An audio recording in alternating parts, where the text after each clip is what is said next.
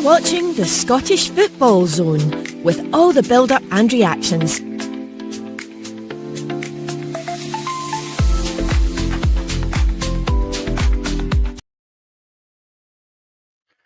Hello, very good evening to you, and welcome to the Scottish Football Zone. Well, we were all set for a busy night of league action. There's still some games on, but there's two cancellations at 4 o'clock. The game was postponed at 4 o'clock today. I don't know why it was such a late pitch inspection up in Aberdeen, but hey ho, that's Scottish football for you. Aberdeen against Celtic is off, and I think the rumours are that might be in March sometime at the beginning of March, but it's not been confirmed yet. Also, the Dundee Motherwell game is postponed as well due to a waterlogged pitch. So apart from that, we've got some games on tonight. We are joined tonight by Ethan Barrow. He'll be on soon, and a new signing, a deadline day signing, as I say. Maybe a Bosman signing. I don't know if you can still get Bosman for anyway. Stephen Hooper is here. Stephen, how are you? Very well, yeah, very well. Happy to come on board and give you my slant. It might be slightly Ayrshire biased, but there you are. Yeah, no bother. Yeah, so welcome to the team. You might have remembered, Stephen, we got you on for the Scottish Cup game a few weeks ago, and I'll leave it there. I won't say anything else about that game as well. So, yeah, let me run through the game for you. Well, only 3 of them is in action tonight. The big game at Ibrox is Rangers against Stevens Kilmarnock, and Hibs against Dundee United, and Livingston against Falkirk as well. Stephen, before we get to your game at Ibrox tonight against Rangers, were you surprised how late the calls were today between Aberdeen and Celtic and Dundee and Motherwell?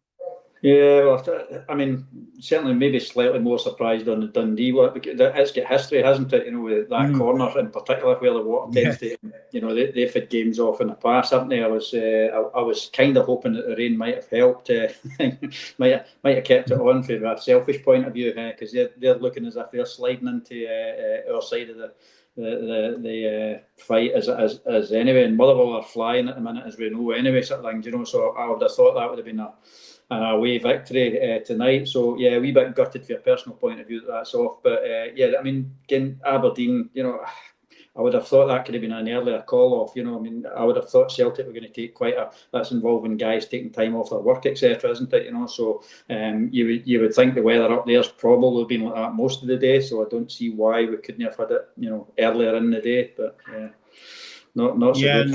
Yeah, no, apparently the pitch inspection, well, what I heard was the Dundee one was, it was called off at 4:30, right? But the pitch inspection was at 2 o'clock this afternoon. And you think, well, how does it take 2 hours to inspect a park, you know? But it's typical Scottish football. But yeah, so these games are off, and as I said, Aberdeen and Celtic game, I think I heard the date, it might be March the 4th, but I'm not very sure as well.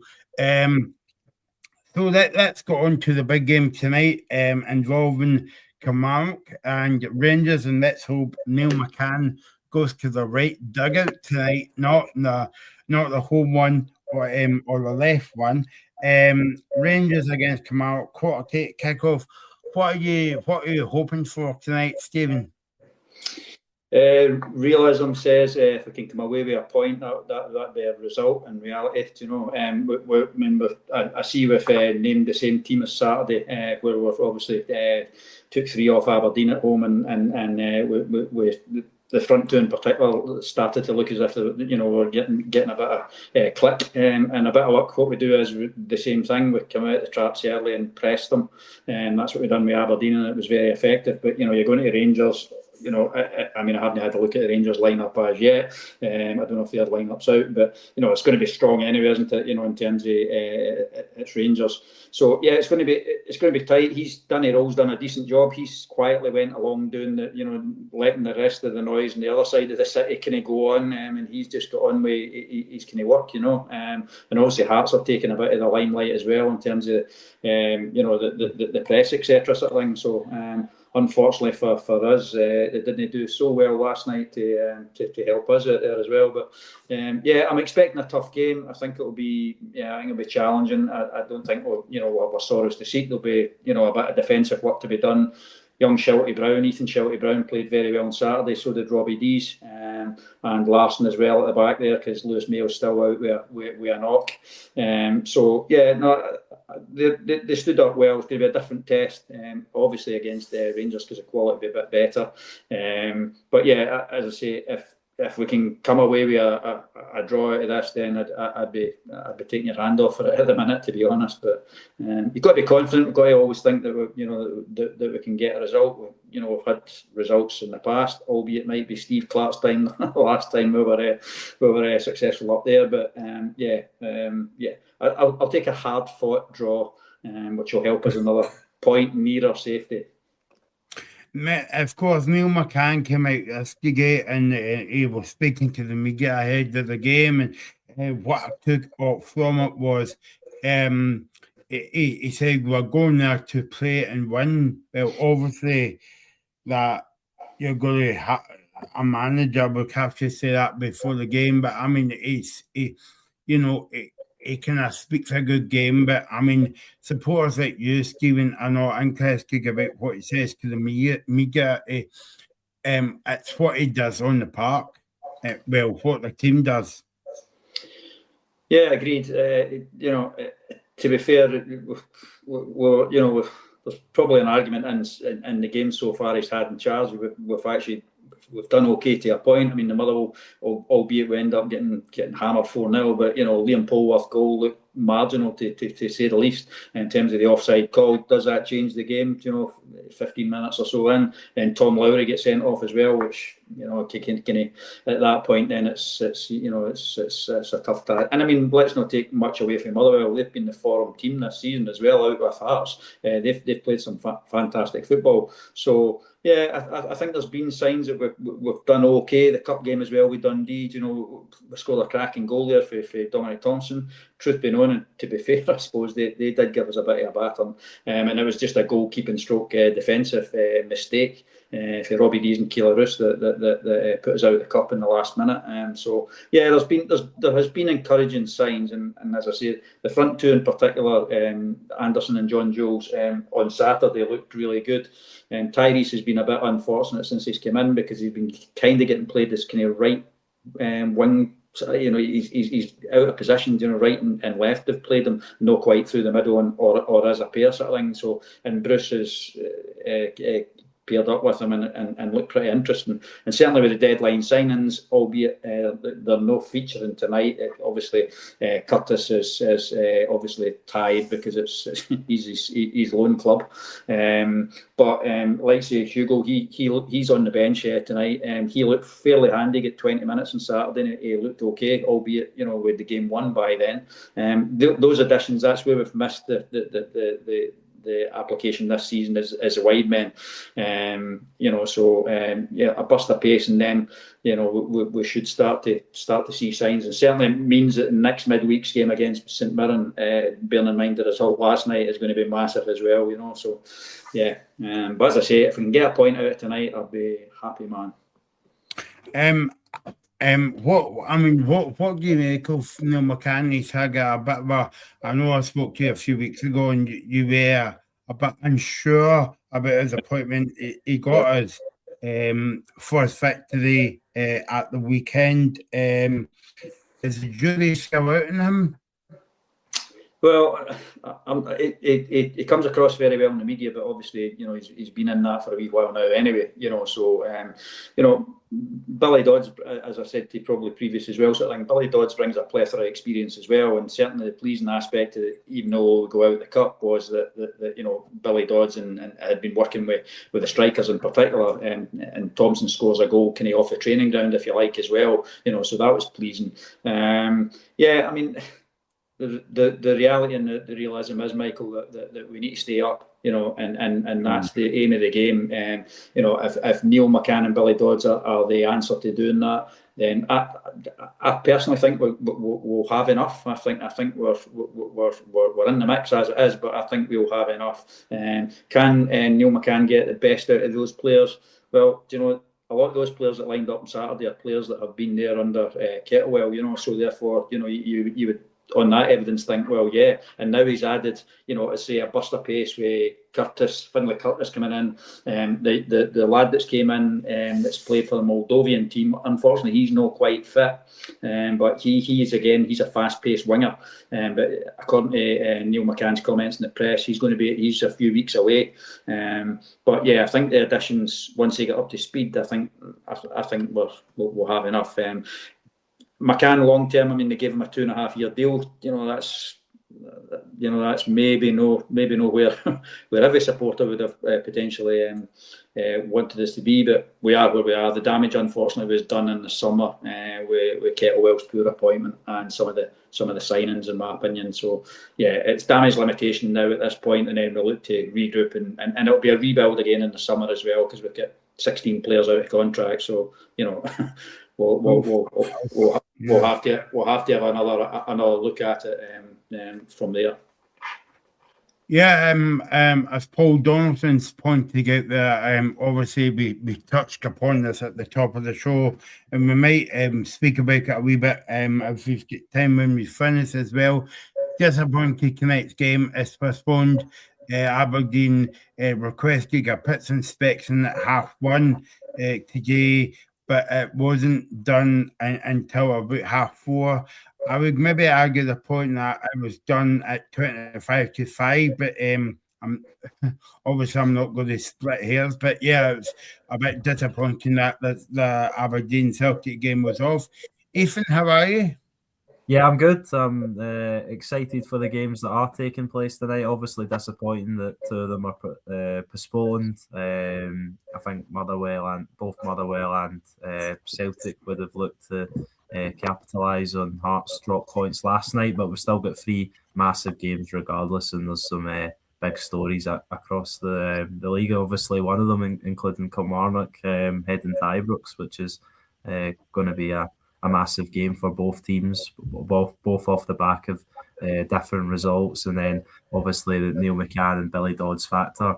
So yeah, a lot of interesting elements still to play on tonight across the 3 games, and hopefully they're as entertaining as last night's game was. Yep, we were just talking about the game at Ibrox between Rangers and Kilmarnock. And Stephen was just saying that he would maybe settle for a point and now going to Ibrox. Yeah, I think it'll be difficult for Kilmarnock, despite the fact that they've probably got the most confidence they've had in a while, because they obviously went the run out the win, and then they get it in very emphatic fashion at the weekend over Aberdeen. And then Rangers, on the other hand, have been unable to drop points recently, certainly in the league under Danny Rule, and then they come away from Easter Road unstuck with enough in each straw. So maybe you would look at it as one of the best times to go to Ibrox, but it's still going to be a massive task on the Kilmarnock players and Neil McCann's hands to even get a point, and that would be an excellent result for Kilmarnock, especially off the back of St Mirren maybe knocking them back after Kilmarnock picked up the 3 points of the weekend. Yeah, no, exactly. So Danny Rowe was speaking to the media yes, good morning. He says, this group has everything to give, and we're ready for the game. And obviously, Neil McCann said that we're ready, but we're going there to play and to win the game. So the managers are talking a good game, Stephen, but as you know, when they cross that white line, it might be a different story at 7:45. Yeah. Well, from a selfish point of view, let's hope so. Let's hope we can deliver as well as we did on Saturday. And as I say, it's certainly tough task, and the defenders are going to have to be at it again tonight, like they were on Saturday, sort of thing. Not that they have as much to do as they will have tonight, but Shelty Brown in particular has started to come on to, and he's been rewarded with a new contract. It's nice to see, but he's come on to playing quite an assured role in the back there for such a young player. But he'll be tested tonight. Yeah, no, I mean, what are you expecting from Kilmarnock? Because obviously, when they go to Parkhead and Ibrox, it's always kind of sit behind the ball. But I suppose like the position Kelly's in and out. I suppose like they'll sit in for like 20 minutes, and then they'll probably depend on set pieces like free kicks, corner kicks. I'm not so sure we'll do that, to be honest. I mean, albeit we were at home on Saturday, we from the front foot, for the first couple of minutes, we pressed really well. We pressed high up, and Aberdeen didn't quite know what hurt them. Now, I'm not suggesting that you maybe go to Ibrox with the same. I think the mentality, certainly the confidence is up, and the mentality will certainly not be. I don't think McCann's mentality really is sitting in too much. Maybe depending, obviously, how the game goes and how it starts to flow, and how obviously Rangers play as well. But no, I think we can start in the front foot again, try and press on what we did on Saturday. Then who knows? Yep, who knows indeed. We'll find out.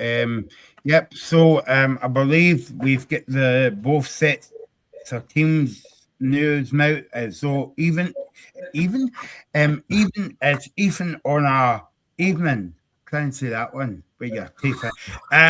So you've got the team news now. And so yeah, even yeah.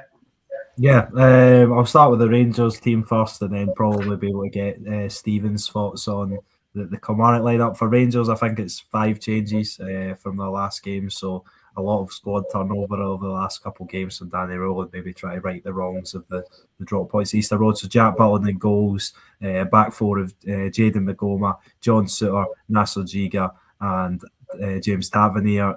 Nico Raskin and Mohamed Diamande make up the sitting two, with an attacking three of Jedi Gassama, Taylor Asgard, and Mikey Moore in behind Bojan Miovski. And the notable absentee for Rangers is that there's no place even on the bench for Emmanuel Fernandez. I don't know if that's a suspension that having been missed or he's picked up an injury.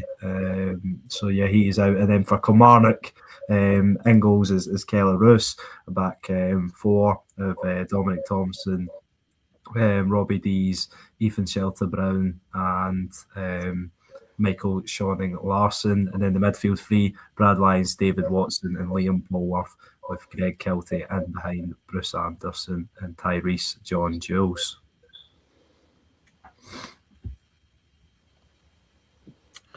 So what do you make of that lineup for Kilmarnock, Stephen? Yeah, well, it's unchanged team from Saturday. So that's the exact same team we played against Aberdeen. So yeah, if it's no broke, don't fix it. I think would certainly be the message, and nobody played to the level whereby they would be looking at getting dropped out of the team anyway, to be honest. So yeah, no, kind of as expected. I've seen the team earlier on anyway, sort of thing. I hadn't seen the Rangers one, but obviously from your point of view, I think Miovski is obviously the danger man as such. If he gets the service, and then he's I mean, Raskin's to be watched as well. Obviously he's and that midfield could be kind of interesting. Diamande, if he stays on his feet, might be a bit of a handful as well, kind of thing. But yeah, it's, as I say, I think Miovski's the one that we're going to have to. Robbie Dees and Shelty Brown are going to have to be on their toes with him, because he's fast. So yeah. Yeah, no, exactly. And as for Rangers, Ethan, are you expecting anything, or obviously they would go to keep the kind of run and run at home going, especially if they've got a bonus because Hearts got beat last night and the Celtic game's off.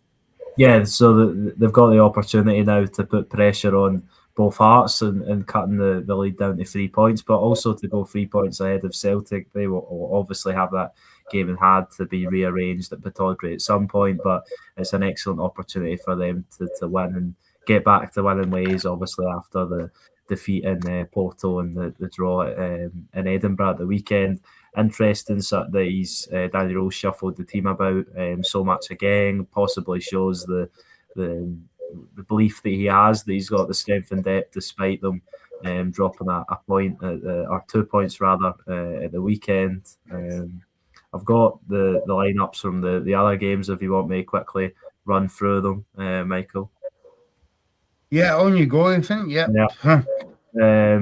So the Easter Road, obviously, Hibs v Dundee United for Hibs.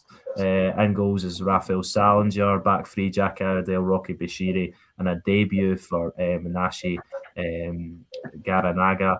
The midfield four, Jordan Abita, Miguel Chaiwa, Dan Barleza, and another debut for Felix Pashlak, with a front three of Martin Boyle, January signing Dane Scarlett, and Ellie Yuan. For Dundee United, in goals is Ashley Maynard Brewer, back three of Crestes, Graham, and Cleo Harden, midfield four of Ferry, Sibbald, Stevenson, and Namo, and a front three of Trapanovsky, Moller, and Sapsford. The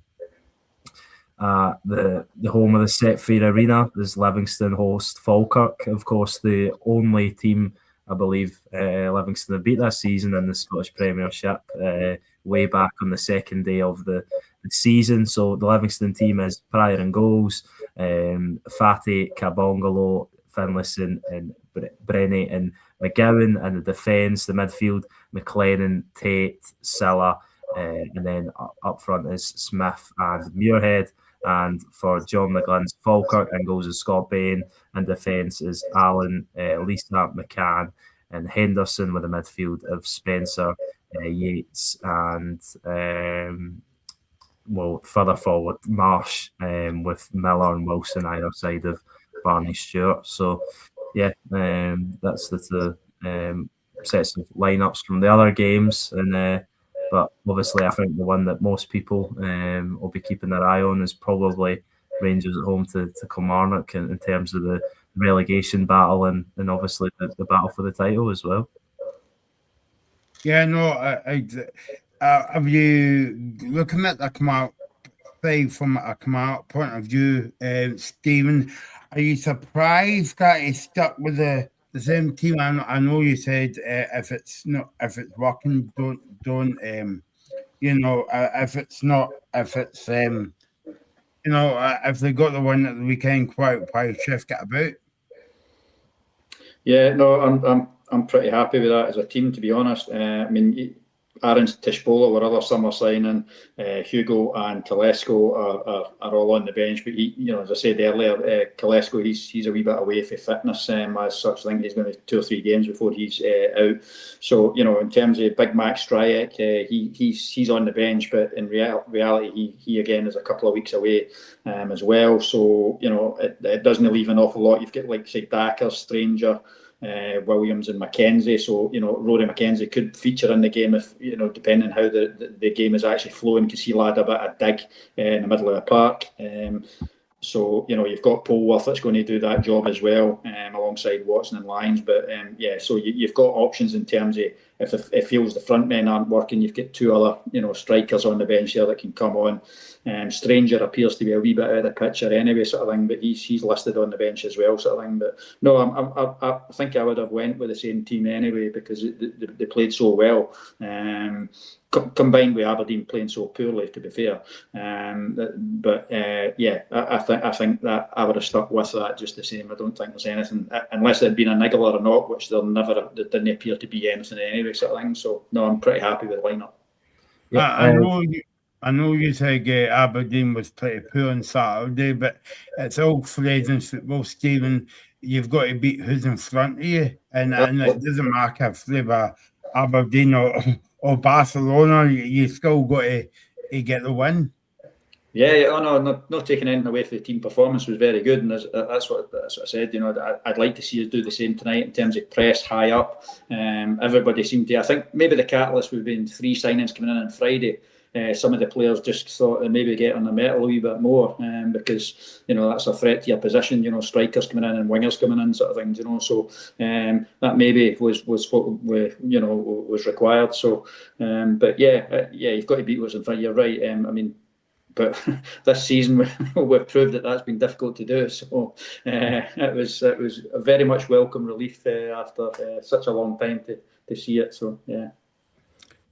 Stephen said before you came on air, even that he fancies a draw tonight from the game. What about you?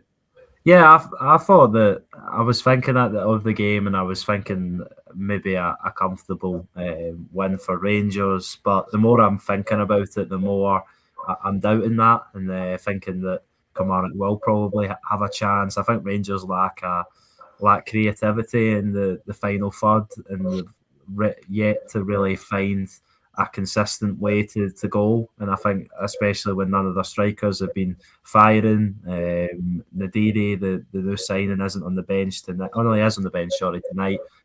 So we'll obviously hopefully get to see what he's going to bring for £5 million. But between Yusuf Chermiti and Bojan Miovski, they've not done anywhere near enough for Rangers so far this season. And if they want to win the league, then they have to start finding a way to go on a consistent basis. And that's what we've seen at the weekend against Hibs. I know they did find a net through Mikey Moore, just a tad offside, as VAR called it.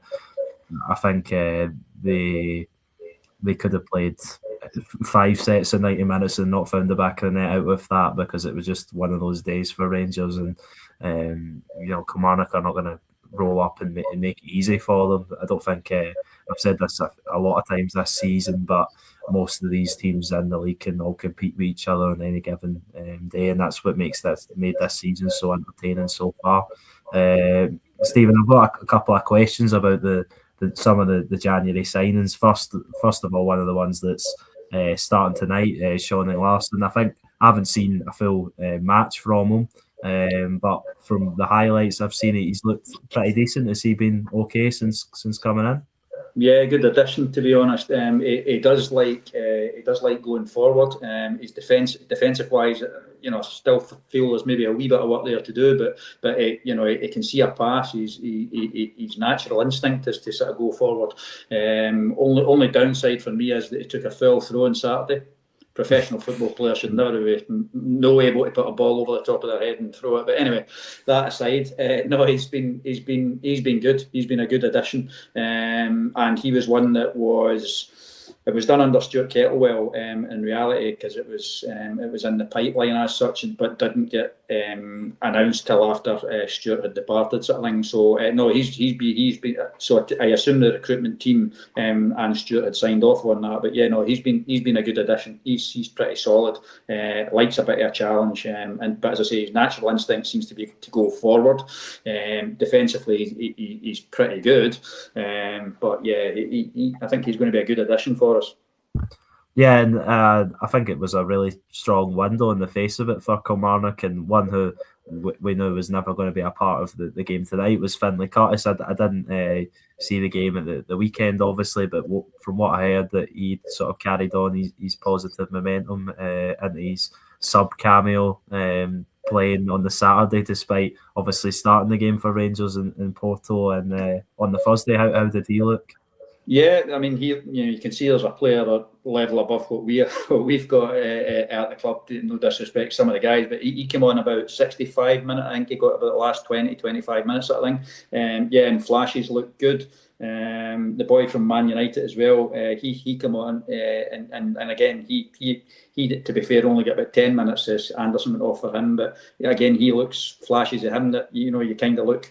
It's a bit like probably liking it to. I don't know if you remember the young lad Owen Beck that came up from Liverpool with Dundee. He looked like one of those players that's been at an academy, and you just think that they look pretty impressive. We had Luke Chambers as well a few seasons ago as well, who, you know, you can just see that you know, that they're just a wee bit at a level above us. But I think with this, what we've lacked, obviously we've been no adversaries to seek with Matty Kennedy, who fortunately for us has started to come back onto the grass now, and he looks as if he's not far away. But losing him and Danny Armstrong, you know, and having actual width has been a big issue for us. So adding some wide players is going to be good. I think, you know, obviously Finlay Curtis, he's eager to get back in the Rangers setup anyway, isn't he? You know, so he's going to be playing every week, so he's going to showcase his talents, which from our point of view is fantastic, because we're going to get the best out of that deal. So yeah, no,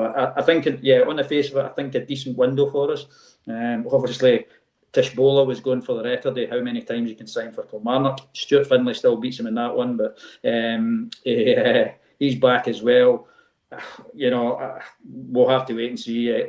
You know, the spells he's had at the club previously, he had guys around about him that were doing the legwork kind of thing, you know. So Tish at 31 now, I think, and he's played Greece and Turkey and other places in between time. Yeah, I'm sure he'll do a job. There was whispers as well about Liam Polworth going out to Ross County. So was it maybe the thought process of 1 for 1, because that's kind of probably what you've got there, sort of thing. But no, I think the other three in particular are going to be the difference for us, because if you've got the ammunition getting provided to Tyrese, John Jules and Bruce Anderson, then, you know, they're natural finishers, those pair. So I think give us a couple of games and I think that's going to be a good window for us. Yeah, I thought it was Aaron Tishbola's actually. I thought it was his third spell, but I was his fourth. No, it's his fourth. Yeah. Which I think is crazy. And I remember him back on one of his earlier spells, playing with Yusuf Malumbu, that midfield under Steve Clark. That was memories. Yeah, I was a bit worried that he was bringing his boots and Malumbu with him, but apparently not. Maybe like the Killie Pies too much there, Stephen, as well. But the less I about the Killie Pies, the better. But they are lovely. But anyway, let's move on to the only other two games that are on tonight. I was all set to do a big show, and it's kind of damp squib. But anyway, that's got its little way. That's our main game. We're focusing on the game at Ibrox.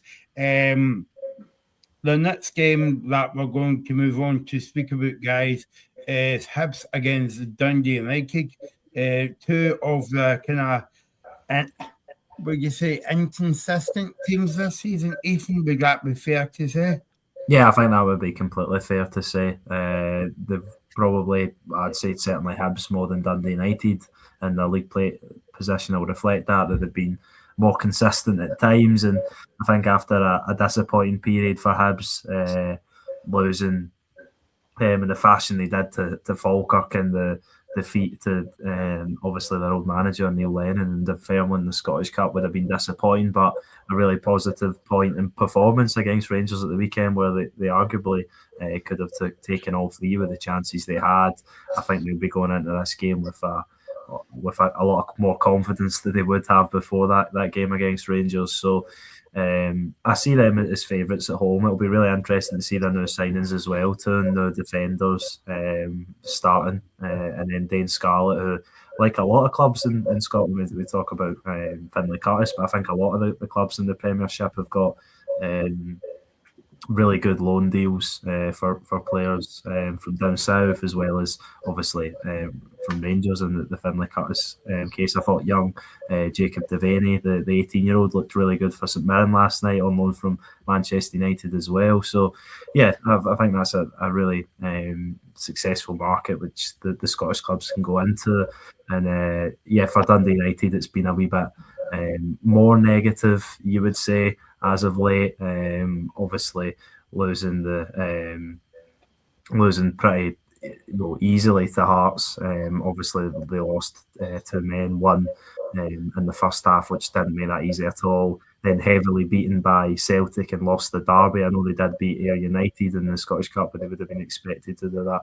And I think Jim Goodwin needs a a result in the Scottish Premiership to really get the fans back on side, because I think there's a few Dundee United fans maybe having their doubts over him. So yeah, it's a big game for both teams. They'll look to get a win and maybe start sort of turning their momentum around and going on a forward trajectory. Hibs are still well in with an opportunity of European football. Obviously, you would say Falkirk could maybe get slightly more momentum behind them.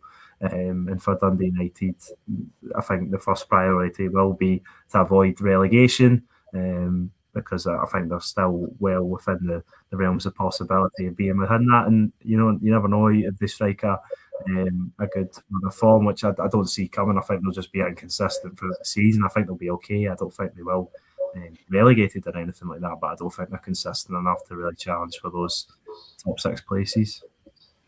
Stephen, are you surprised of the season that both clubs has had? I'm thinking about other seasons that they've been doing well. Dundee United was in Europe once upon a time. They got into the Premiership under Jim Goodwin. Hibs, David Gray, you don't know what you're going to get, even though it was a brilliant point on Sunday against Rangers. But as I was saying, to even inconsistent. Yeah, I think that probably spells it for both of them, doesn't it? In reality, Dundee United probably more so than, but yeah, Hibs are. Yeah, it's what Hibs team turns up sometimes, isn't it? In terms of, I mean, David Gray, he probably overachieved early doors in his effectively his Hibs managerial career, sort of thing. So they're I mean, again that. Probably Motherwell are the forum team in that top 6, really, in terms of if you look at it, because the others should really be up there, shouldn't they? I mean, Hearts obviously a wee bit a change for the norm, but you think Rangers, Celtic should be up there. Hibs you would expect to be up there, but as Ethan tipped on there as well, Falkirk are certainly are having a good old run at it as well, But Hibs I would think would be slightly disappointed. 5th place for them. Yeah, it's probably want a wee bit more than that. Martin Boyle, as the aging process started to catch up with him, maybe a wee bit much now as well, sort of thing. The legs just not got enough left in it, and as again, it'll be interesting to see if maybe there's any sort of additions, because obviously a loan period can go on as well, can't it? So maybe some of those clubs that feel that they've not quite, and there's still a month for that to run, sort of thing. So Hibs might be one that look at something like that as well. But yeah, I would think.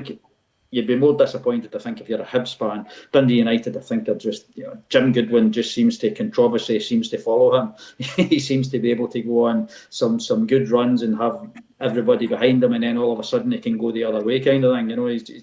I feel a wee bit unfortunate for him, but again, he did take an Aberdeen team to Darvel and get put out of the cup, so you kind of think, that wasn't clever. But yeah, I think that in reality should be a home win, shouldn't it? I mean, I think Hibs have got more than enough, so I would think they can take care of business. But yeah, I think that they're probably going to be the more disappointed out of the season thus far, I would say, out of both.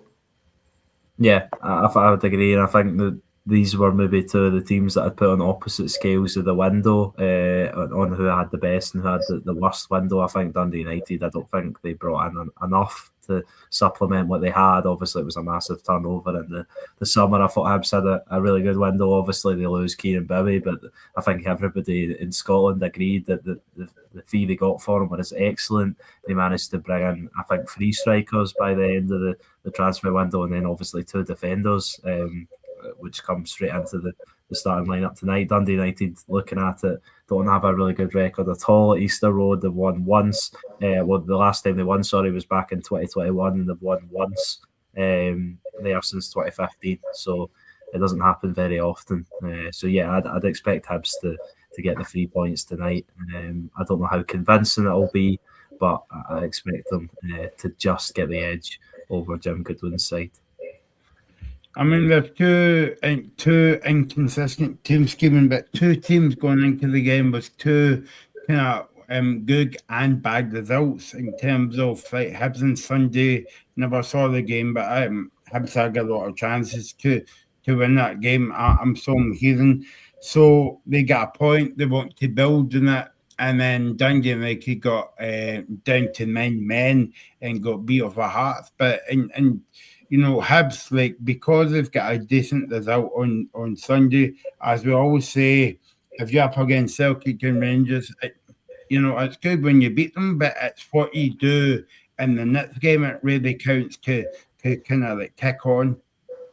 Yeah, agreed. There's certainly as Ethan said, certainly on the face of it, it's been a really good window. I mean, the Bowie one's exceptional, isn't it? I don't think. I mean, I know there was a wee bit of rumours and whispers that people were looking at him, but I think definitely an exceptional bit of business for their point of view, and that's probably helped the rest of the window, obviously for a wage bill point of view, sort of thing. That they're able to. But yeah, it'll certainly be interesting to see, because I think the boy Scarlett, is he on loan for Spurs? I think, isn't he? Yeah, he is. Yeah, it'd be interesting to see him and the other boy. One of them for Copenhagen as well, isn't he? One of the other lads, FC Copenhagen. So it'd be interesting to see them. And I think the other boy's a right back, isn't he?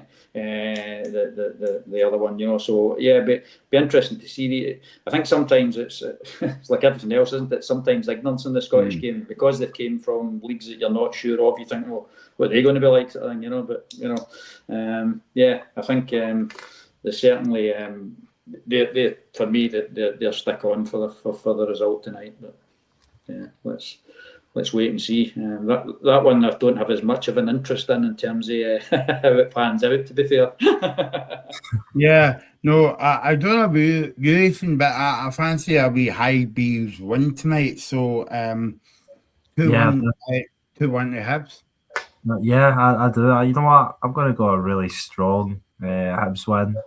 Well, not really strong, but I'm going to go a 3-1 win for the High Bees. I think they'll score. Their new signings will look good, and more disappointment and pressure on Jim Goodwin and Dundee United, I think. Stephen, what about you? What you going for in this one? Yeah, no, I think I wouldn't credit Dundee United with a goal, to be fair. I think it'd be a comfortable 2-0 to Hibs tonight. I don't think they'll break much in the way of sweat, to be fair. So yeah, I would say 2-0. Let's go on to the last game then to talk about in Livingston against Falkirk. It's quite a weird build-up to the game, guys, because Gibby Martindale's not the manager, but he's still there, right? But when I heard about this news about he's going upstairs, I don't know if this reminds you of Craig Levine, Stephen, at Hearts. Yeah, minus a laptop. Yeah. Gavin's got that.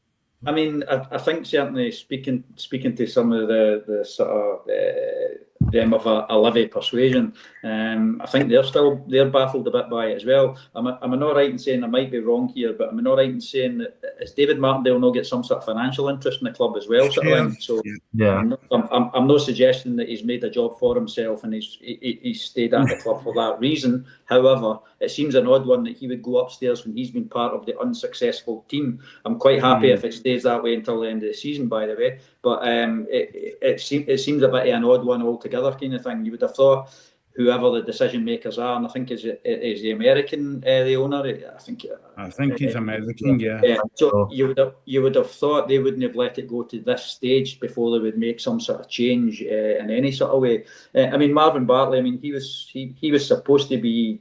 I think the consensus before he went away to Queen of the South was that he was the brains of the outfit. He went away to Queen of the South and didn't really prove that, being his own man. But I'm sure he'll have Martindale to lean on. From my point of view, I'm quite happy that that's the case.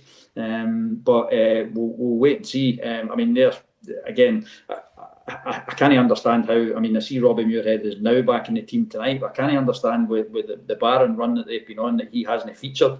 Because for me, he's the most prolific and natural goal scorer there. But whether him and Martindale have had some sort of issues or whatever, I don't know. But the big boy, was it Yengemi or Yenge? Yeah, he's about 17 feet with his hands in the air. He just didn't seem to. To me, he didn't look as if he had much about him.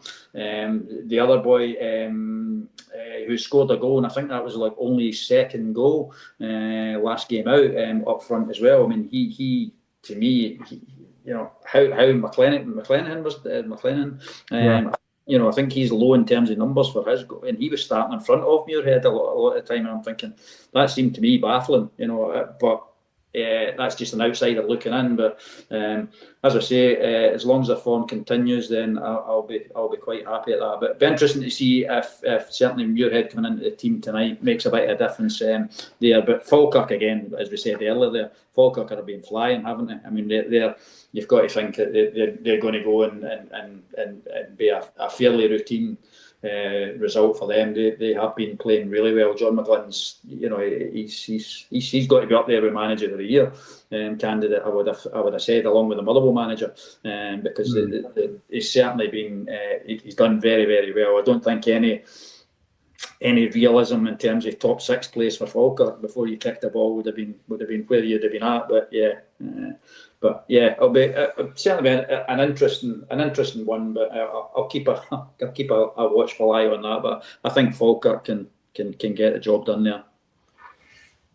Yeah, I think so as well. I think they will get the job done. And the strange thing is with this fixture, despite Falkirk winning the league obviously last season, and when both teams were in the Championship, and credit, I completely agree on the point of John McGlynn, and what an excellent job he's done carrying it into this season, getting them top 6, 22 points ahead of Livingston, to go to the difference of the fine margins that were in the Championship last season. But Falkirk have only beat Livingston in one of the last 15 meetings, which is crazy to think about, and that was in 2018. So they have a weirdly terrible record against Livingston, but all things have got to come to an end, and surely they're going to sort of break that duck tonight, and I expect them to win even on the road. They obviously, Livingston did win this fixture back at the start of the season. They drew the reverse one at Falkirk, but I can't see past a Falkirk win tonight, even looking at that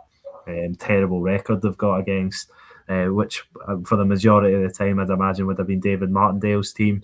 Be really interesting to see if there's any differences with Marvin Bartley in charge, but as I think was mentioned, and as people have said, I think he is apparently the sort of brains behind the operation anyway. So it is interesting that David Martindale was sort of been sacked, but not really. He's just sort of took himself out of the hot seat really and put Marvin Bartley back in it. And to be honest, I think I was saying this to someone earlier, the only really incident I remember from Marvin Bartley's head coaching career at Queen of the South was him moaning about his players playing the PlayStation. So he's going to have to show a lot more if Livingston want to avoid relegation this season.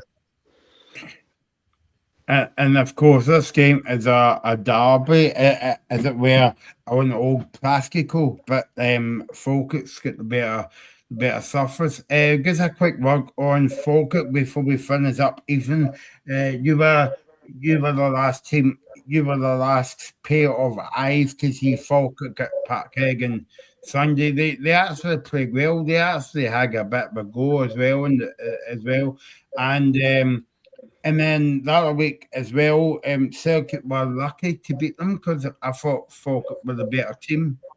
Yeah, that's why I said I think Falkirk have probably got more momentum than Hibs at the moment. I know they've lost those 2 games to Celtic, but especially the one at the home, they should have beat Celtic with the chances they created, and were really unlucky not to take anything from that game. I think 9 times out of 10 they probably do. The game at the weekend, I would say they had less of control of. They still played well, but they just didn't really create too many chances in the final third. And obviously Celtic took theirs really well when they did come their way. There wasn't much between the 2 teams though. And I think Falkirk are a team that have shown they can cause anybody in this league problems on their day. Yep, and I'm just waiting for people to say why you not spoke about the Aberdeen Celtic game, the Dundee Motherwell game, but if you've not got a mobile phone and if you've not got the internet, you don't know that the game's off. So I think that the Celtic, I was saying to before he came on, Ethan, I heard him just saying that Aberdeen Celtic game might be in March, early March time as well. So we'll wait and see for that. So, recap the games tonight. Livy, Falkirk, Hibs, Dundee United. And the big one, Stevens off to watch Rangers against Kilmarnock. And of course, as I said, Aberdeen, Celtic, Dundee, and Motherwell is off. We'll be off for now, and we'll be back on at 10 o'clock. Whereas the debrief, looking back at the games tonight in the Premiership. So join us at 10 o'clock as we look back on the games tonight. You're watching the Scottish Football Zone with all the build-up